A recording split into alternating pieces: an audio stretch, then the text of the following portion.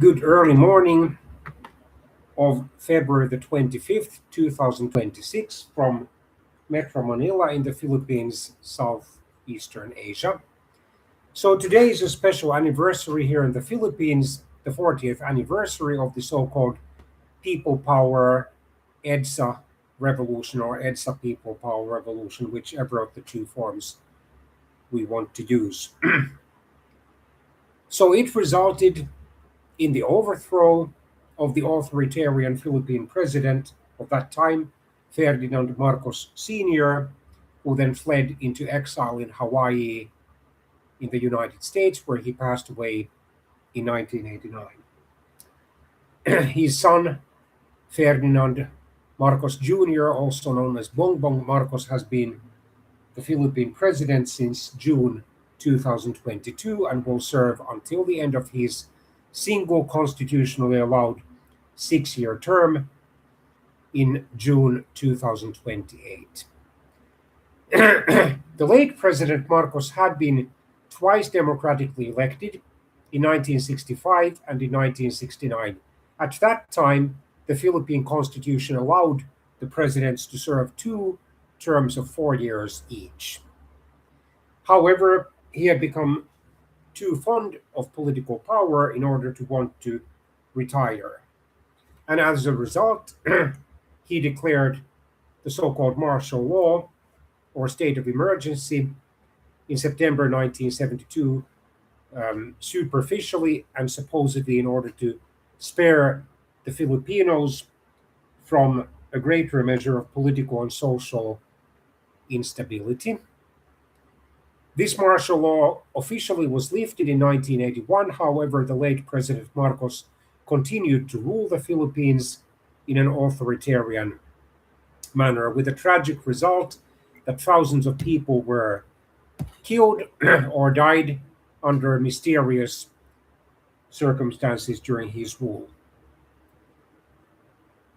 By the early 1980s, the Philippine national economy was declining, and a growing number of Filipinos had become tired of the restrictions on their lives in a political sense, especially, and in the sense of the mass media,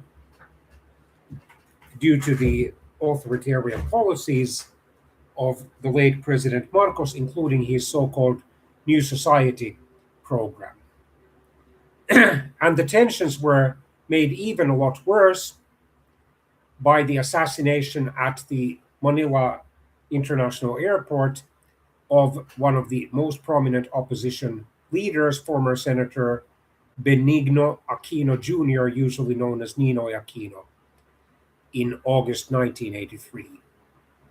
And during the next 2.5 years, of course, the tensions kept mounting until finally, in February 1986, just weeks after the controversial presidential elections, which Marcos claimed to have won against the opposition's united presidential candidate and the widow of Ninoy Aquino, Corazon Aquino. And then one by one, those pillars of support on whom the late President Marcos had leaned crumbled. The army started to rebel against him. The Roman Catholic Church, which had either supported him or at least remained officially neutral on such matters, began to massively join the peaceful protests against him.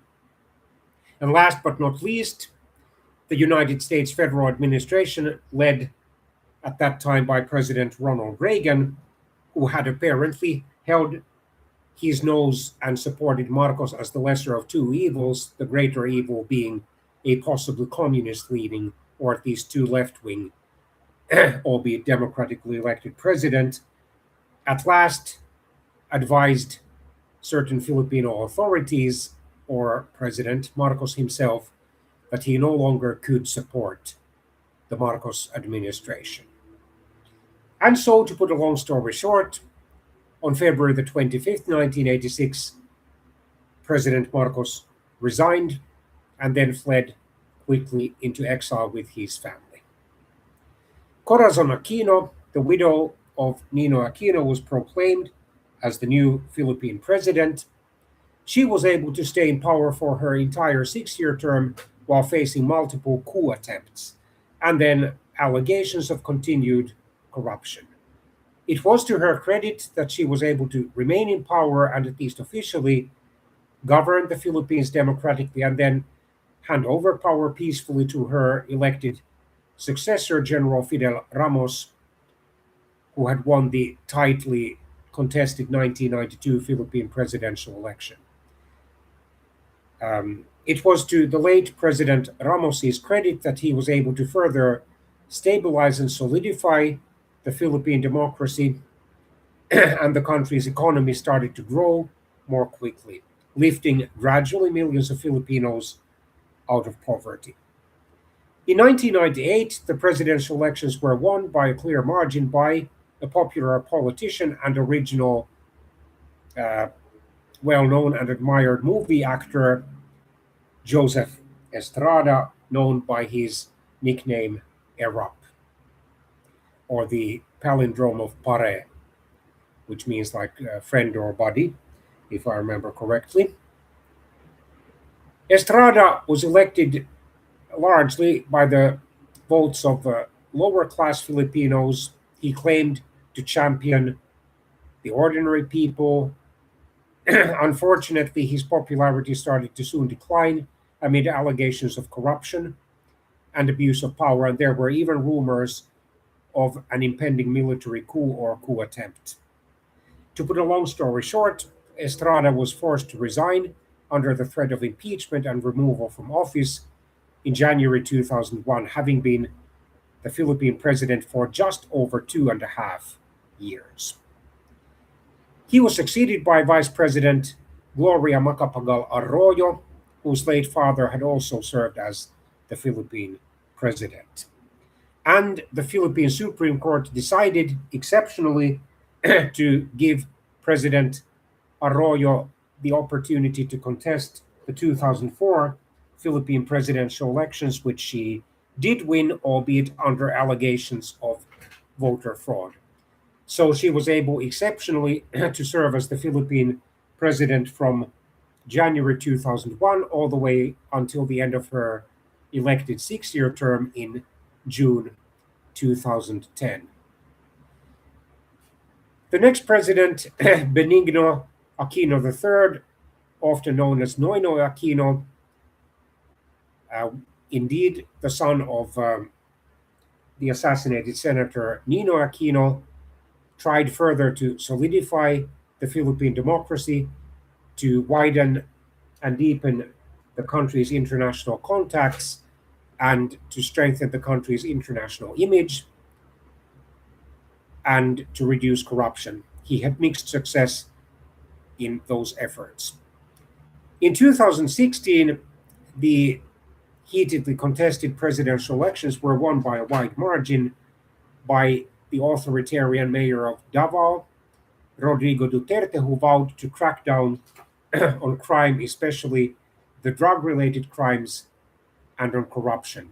And the controversial war on the drugs had thousands of victims, among them a lamentable number of children, young people, and young adults. And former President Duterte was arrested in March 2025 at the um, Nino Aquino International Airport here in Metro Manila, and he's now in The Hague, Netherlands, Western Europe, where the charges against him formally started to be read or were read out on February the 23rd this year. The trial is expected to start later this year on allegations of human rights abuses. He continued his heavy handed tactics throughout his 6 year presidency, and he was succeeded at the end of June 2022 by the current President Ferdinand Marcos Jr., also known as Bongbong Marcos. The Philippine democracy has various problems, including rampant corruption, although, once again, to be fair minded and to put these matters into a broader global perspective, no country across the earth among the almost 200 independent countries is fully free from corruption. So here in Asia and in the partly overlapping Middle East and in Africa and in Latin America and the Caribbean region, corruption is one of the biggest problems in most countries. And even in Oceania, in Europe, and in North America, corruption is by no means non existent. One silver lining in the cloud is that there are at least several, if not many, well established democracies, including my distant native land, Finland, in Northern Europe, which have high scores in the international anti corruption rankings. So while the Philippine elections are mostly free, they are not fully fair because of the widespread incidents of election related violence and vote buying, and then fake news and biased news during the election campaigns. And also the controversial support on the part of various well known Filipino entertainers of certain political candidates is not always terribly conducive. One well known Filipino entertainer even declared in her endorsement of Bongbong Marcos in February 2022, or 3 months before those presidential and congressional elections, he's already won, as if the election results had been predetermined and as if it didn't really matter whether he would be directly elected or not. Well, he did win, according to the official results, by about 58% of the vote, compared to about 28% for the then Vice President Leni Robredo. So the Philippine democracy does have issues. Also, those journalists and other activists who want to find out exactly how deeply ingrained corruption is in the Philippine government and civil service or bureaucracy and other sectors of the Philippine society, they can expect harassment online and other forms of harassment. They can expect, unfortunately, even threats of physical violence, in the worst case, extreme scenarios, even some death threats. And there are a number of Philippine journalists who have tried to reduce the rampant corruption in this country and who have, as a result, been beaten up, tortured, detained, and or imprisoned, or even forced into exile. So much effort needs to be done.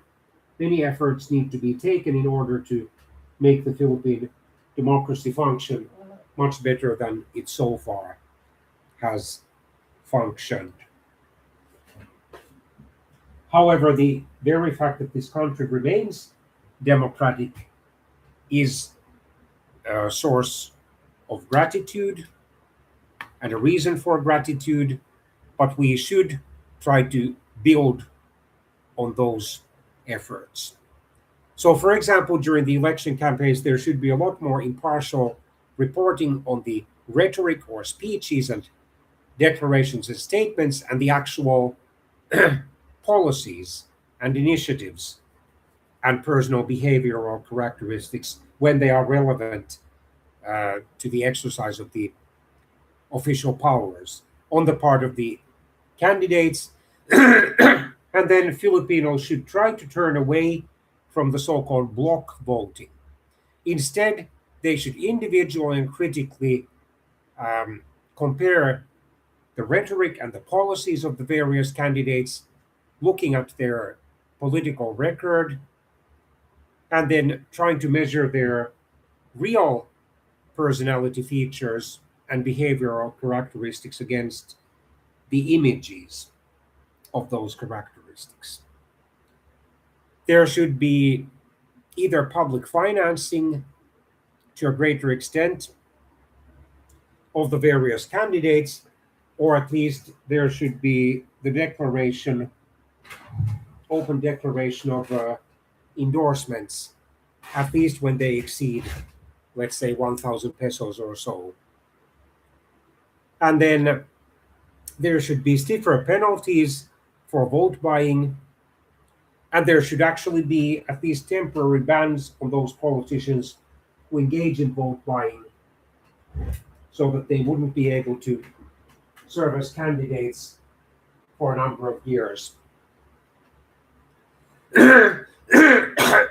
Excuse me, after being found guilty of vote buying. In addition, there should be more impartial election officials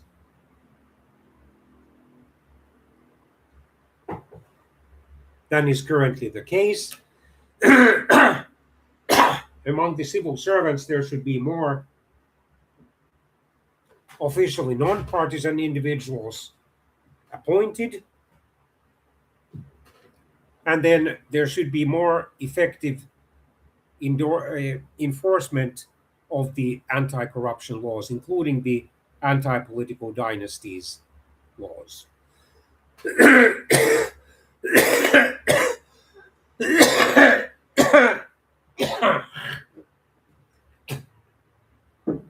Excuse me.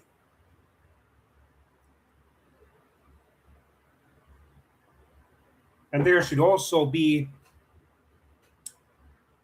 more thorough and more globally based and globally comparative social science and political science education, starting already from the Philippine elementary schools and then continuing during the Philippine high school and college, university, and other forms of education.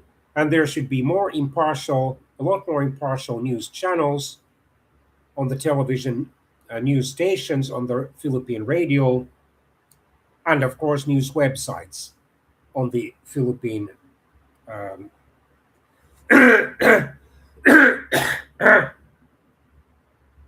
internet sites, so that the Filipinos and other people living in this country, and of course those who are living outside the country, but who are interested in finding out what is really happening in the Philippines,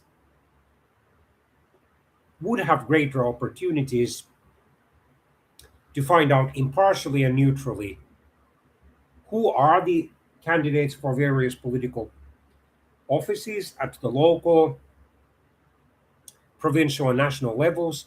What are their personal and political priorities and records? How have they behaved? If they have served in public offices before, in what ways have they proven themselves to be people of reasonable character? And can they be entrusted with political power?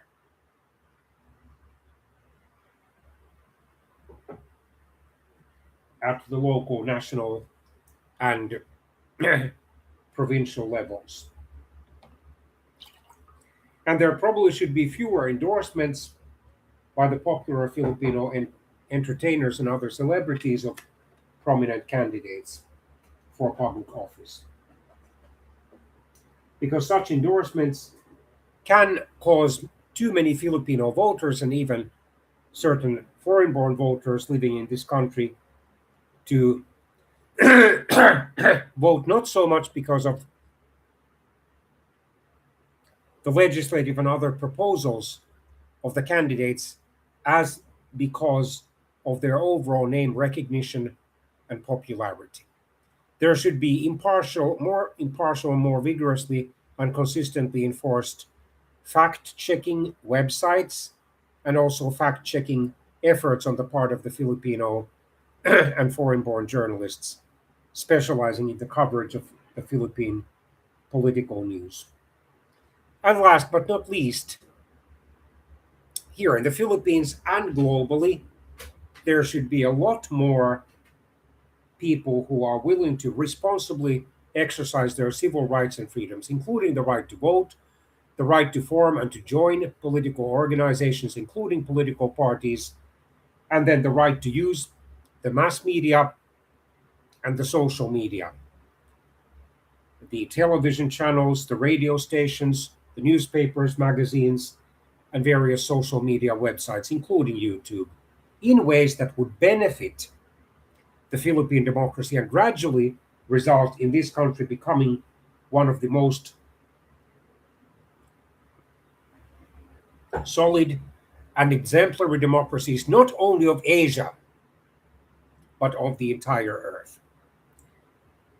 And then we should be thankful for the fact that at least here in the Philippines, the presidents do not change too frequently. For example, in Peru, which is a country located in the western half of South America, with a long coastline on the Pacific Ocean, but also uh, including thousands of kilometers of the high Andean mountains and also a portion of the Amazon rainforest region. In Peru, during the last 10 years, there have been no less than 8 presidents. And on the Peruvian National Festival Day, on July the 28th, the president will change again. Whoever will win the presidential elections scheduled for this April and May or June, if I remember correctly, will then succeed the current aged interim president who is already in his 80s.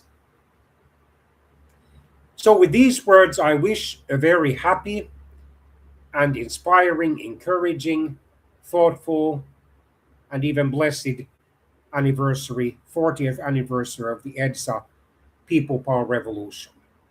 Bye bye and see you again.